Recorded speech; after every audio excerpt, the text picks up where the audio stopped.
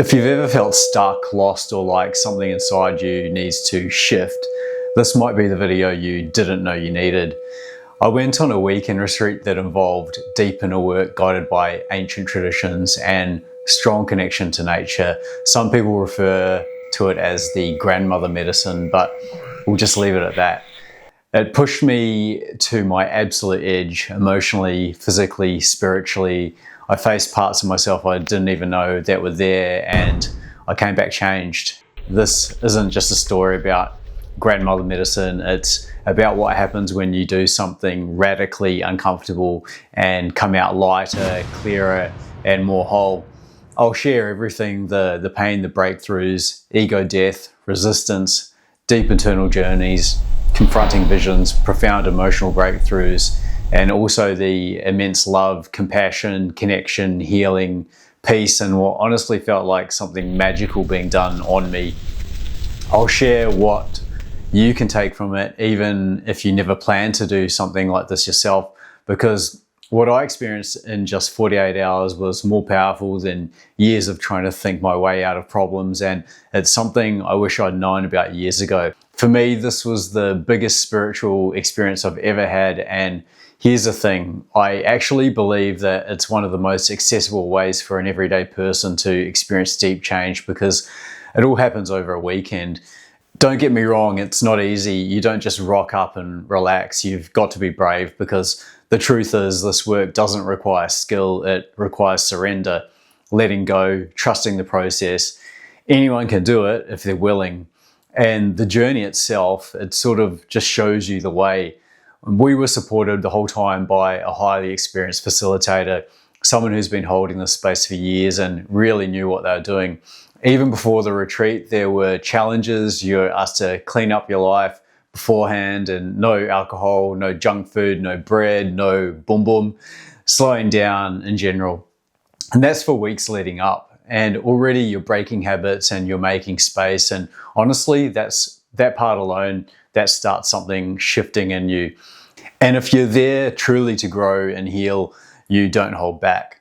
Some of the hardest moments for me were in those sharing circles. I ended up revealing my deep grief that I've been carrying for all the innocent lives lost in global conflicts. And saying that out loud, being witnessed, man, that was tough. But the feeling after, when the group just holds space and shows love with no judgment, that really cracked me open more than anything else. And of course, the meditation journeying itself was full of discomfort, at times extreme discomfort. So, all right, I'll share what happened on my first night of journeying. Once the ceremony began and the music started, things began to shift. The sounds, the instruments, the chants, they were incredible. They weren't like anything I've heard before. They helped pull me into an altered state. At a couple of points, my body jolted uncontrollably, just for a moment, like something snapped through me. And the visuals came thick and fast. There were complex patterns, colors, dark colors, and then the skulls. They piled up in front of me. Like, it felt heavy and dark, and it felt really uneasy.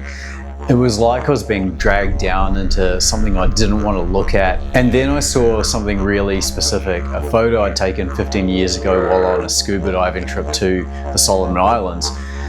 It was an ancient burial site, and the skulls of local chiefs were stacked up in a pyramid, and I'd taken photos of them. And at the time I didn't think much of it, but here it was in front of me like a message, and I'll explain a bit more about that later, but in the moment it was clear something wasn't right. And now that all went away and I continued with more pleasant experiences, but later that night a wave of discomfort hit me. It felt like there was something inside me that had to come out, and the music, the chanting, it was pulling at it like it knew. And there were two women chanting, and it felt like they were chanting for me. Their voices, the frequencies built to this insane, almost unbearable intensity. And I could feel something in me resisting these women. It was something that wasn't part of me, and it got to this extreme moment, and suddenly I just started purging. it felt like I was releasing this energy from me, and after that there was just total peace. I was clear and lighter, and soon after I was lying there face up and the facilitator came over. She began doing what I can only describe as energy work. It was focusing on specific parts of my body. She was speaking softly in a foreign language. I couldn't make it out. Making sounds. She was blowing gentle breath across me and at times sucking like she was pulling something out of me, like she was extracting heaviness or negative energy in me.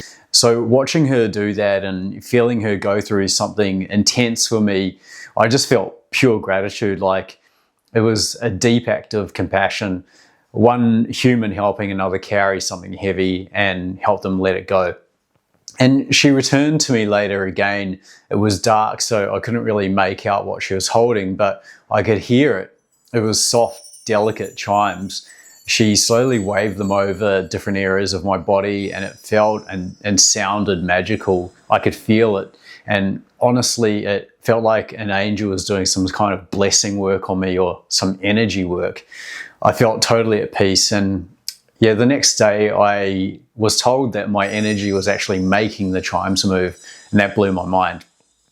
So the sound itself wasn't just sound, it felt ambient and immersive. It was like the frequencies were over my body doing some kind of invisible work. At other times in the journey, I felt like I was floating in the universe with sounds coming from all directions circling around me. Sometimes the visuals I was seeing even matched the sound, like I was inside a very, let's say, a creative looking graphic equalizer. And the instruments they used during these ceremonies were didgeridoos, which were insanely powerful. There were crystal bowls, flutes, rattles. They could enhance and even activate an altered state. The sounds, the frequencies weren't just background, they were part of the medicine. And the next day I talked to the facilitator about the skulls in my pictures. And she said I might have picked up some spiritual energy, like a kind of juju, from taking photos of the sacred space. So I took that seriously and I deleted the images that day. And night 2 was a different journey. The visuals were stronger and more vivid. I felt like I was actually going into the visions and entering environments. And I saw structures, but I couldn't fully make them out. And again, the skulls came back and I acknowledged them this time and said, hey, I deleted the photos and we're good now. And they left. And later on, the same photo entered my mind again, but this time it was totally different. It had different energy. It was peaceful and warm, and there were yellow clouds drifting in front of the stacked up skulls image, and it felt maybe like the whole scene had been cleansed. Now, they say healing isn't always pretty, but sometimes it breaks you before it rebuilds you. And for me, that hit hard towards the end of the night. I sat up feeling nauseous, holding my purge bucket. The nausea became really intense and I was making a lot of noise. It probably sounded like an animal being tortured or something. And there were these intense contractions in me, and honestly, I don't know how I could keep going. And then I kind of lost control. I let go. I had no energy to sit up and I fell backwards. I yelled something out while I purged like a bloody volcano straight up into the air while I was falling back, and it felt something like, yeah, I'd been taken over for a moment. The words coming out didn't even feel like mine, and after the purge I came back to myself. I managed to sit up again, still shaky, and the facilitator was there continuing to work on me, and a girl from my group next to me had been holding my hand. She helped me breathe and I just wanted it to stop. I asked for help and I was scared. I was vulnerable and overwhelmed. And I got through it, but man, that was rough. And while regaining control, I apologized. I was sure that I'd sprayed on everyone, and it turns out I hadn't. The next day, just discussing the journey with the group, I asked the group what they saw, and they said that they knew that I was going through a lot at the time, and they were there for me. And one of the fellow travelers, he said, while it was happening, he just felt love from me. And I felt very touched by that, just to know this, and that these people were giving me unconditional love and support.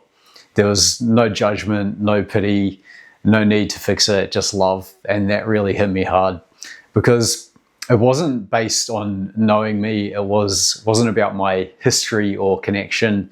It was just a human seeing another human suffer and choosing to hold space with love.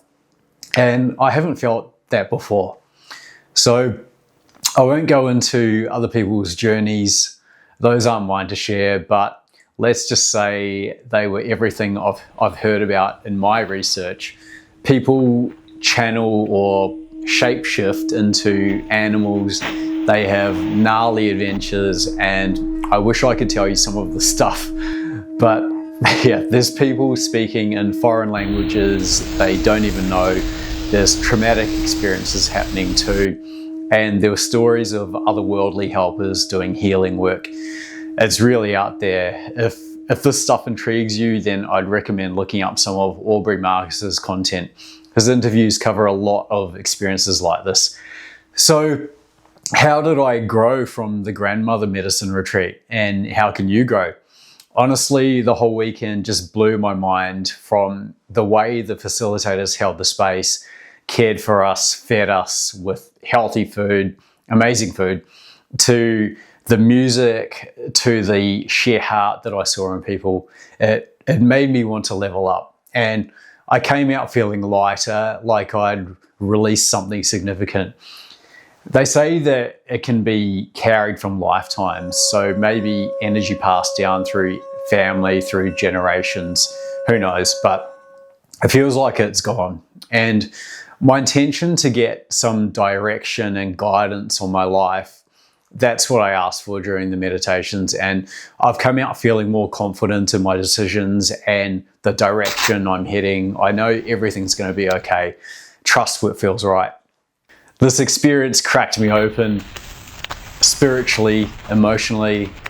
It reminded me that there's so much more going on than what we see on the surface, and I'm loving the door it's opened. I can see now how healing work, it's as essential as eating well and exercising. And also, note to self, don't take photos of ancestral skulls. Lesson learned. So wrapping this up, what can you take from this, even if the grandmother path isn't for you? Look, you don't have to go full Indiana Jones like I did, but give yourself a weekend, step away from the noise, do something away from everything. Maybe go solo, go do a retreat, do something that cracks you open. Invest in yourself, pay for a professional to help you. This soul work, this deep inner work, healing, it's not taught in school, but it's essential. So you've got to find it and choose to do it. My go-to guru, Robin Sharma, says, all change is hard at first, messy in the middle, and glorious at the end. Well, I feel I just got my first taste of the glorious, and I've got a feeling there's a lot more coming.